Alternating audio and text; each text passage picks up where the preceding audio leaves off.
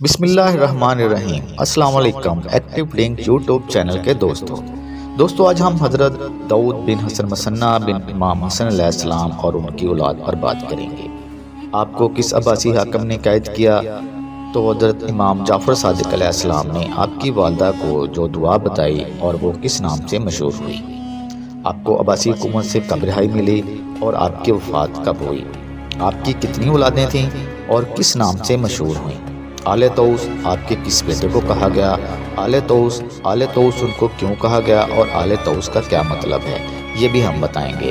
اور آپ کے اس بیٹے کا اصل نام کیا تھا، وہ کہ انہوں نے بہت ساری کتابیں لکھیں، ان کتابوں کے بارے میں بھی آپ کو بتائیں گے۔ اس سے پہلے اگر آپ نے ہمارے چینل کو سبسکرائب نہیں کیا تو سبسکرائب کر لیں تاکہ آپ کو ہماری آنے والی ویڈیو بر وقت مل سکیں۔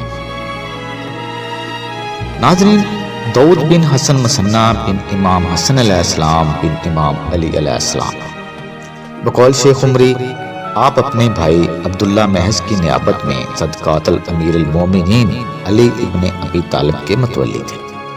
آپ کی والدہ ام الولد تھیں جن کا نام ام داؤد تھا۔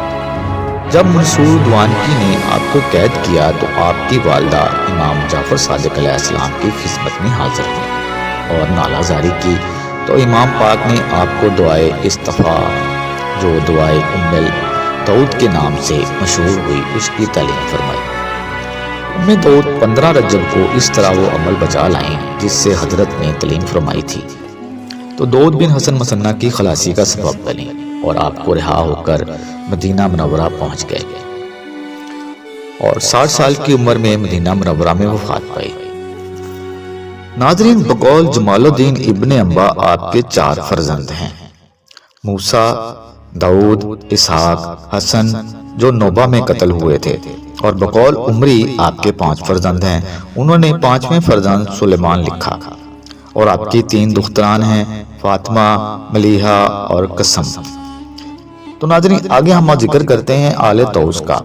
ناظرین کرام، حسن بن محمد بن سلمان بن داؤد بن حسن مثنیٰ، آپ کا لقب عجیر تھا، آپ کو قتیل نوبہ بھی کہتے ہیں۔ بقول عمری آپ عبدالحمید بن جعفر ملتانی بن محمد بن عبداللہ بن محمد بن عمر اطراف بن علی مرتضیٰ علیہ السلام کے اصحاب میں سے تھے جنہوں نے اپنے لیے ملک کا خطاب رکھا۔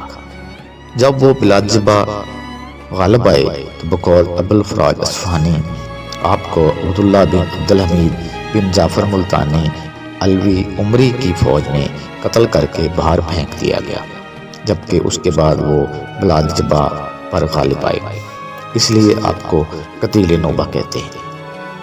آپ کی اولاد بقول ابن انبا 2 فرزند تھے، ابراہیم، عجیر، اسحاق، اور بعض نے 3را فرزند جعفر والی مکہ لکھا، اور ان سب کی والدہ فاطمہ بن حسین بن عبداللہ بن حسن بن زید بن امام حسن علیہ السلام تھیں۔ ان میں اسحاق بن حسن بن محمد بربری، جس کے نام پر بربری قبیلہ مراکش میں آباد ہے، ان کے 2 فرزند تھے، علی دکیس، ابو عبداللہ محمد الملقب طوس۔ بقول سید جمال الدین ابن انبا آپ کو حسن اور وجاہت کی وجہ سے طوس کہا گیا۔ آپ کی اولاد کو بھی آل طوس کہا گیا، جو پہلے سوارا شہر میں مقیم تھی اور بعد میں بغداد اور حالہ کو منتقل ہوئی۔ ان میں سادات علماء اور نقابہ حسام شامل تھے۔ ابو عبداللہ طوس کی اولاد سے سید سعد الدین ابو ابراہیم موسیٰ بن جعفر بن محمد بن احمد بن محمد بن احمد بن ابو عبداللہ محمد طوس مذکور تھے۔ آپ کی اولاد میں 4 فرزند تھے، امیر حاج عزیز الدین حسن، شرف الدین محمد العالم زاہد ابو الفضائل جمال الدین ابن انبا، عالم مصنف ابو القاسم رضی الدین علی نقاب النقیب عراق۔ ابو القاسم رضی الدین علی بن سعد الدین موسیٰ المرو سید ابن طوس ہیں۔ سید ابن طوس 6 اور 7ویں ہجری کے مشہور شیعہ عالم ہیں۔ سید ابن طوس نے عباسیوں کے دور حکومت میں نقابت کا منصب قبول نہیں کیا، لیکن ہلاکو خان کے زمانے میں نقیب رہے۔ آپ کی ولادت 5 محرم الحرام بروز جمعرات عراق کے شہر حالہ میں بمطابق سن 599 ہجری کو ہوئی اور وفات 624 ہجری کو 75 سال کی عمر میں ہوئی۔ وصیت کے مطابق جسد خاکی نجف تشریف لے جایا گیا اور حرم امیر المومنین میں دفن کیا گیا۔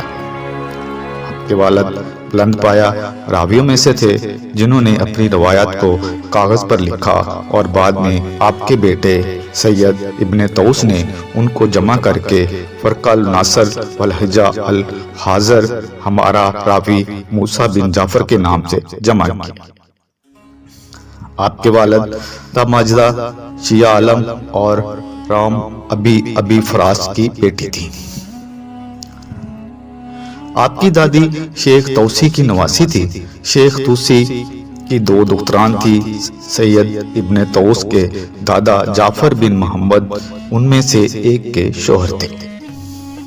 سید ابن طوس نے تعلیم کا آغاز حالہ شہر سے کیا اور آپ اپنے والد موسیٰ بن جعفر نانا رانا و رام بن ابی فراس سے علم حاصل کیا اور بہت جلد علم فقہ پر دسترس حاصل کی۔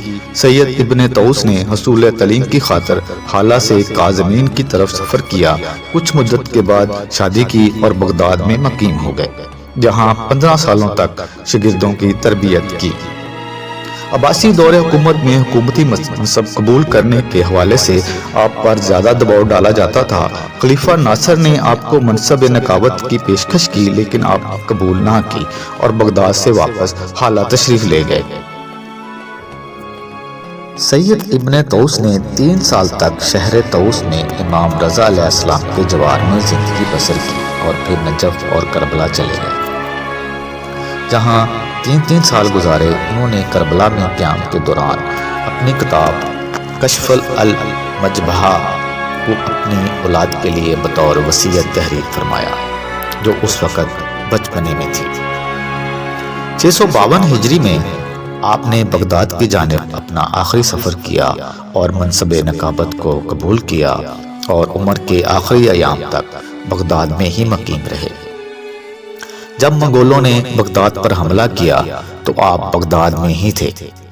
بقول شیخ عباس قمی الحدث کہ آپ نے ہلاکو خان کے بار بار کہنے پر منصب نقابت قبول کیا۔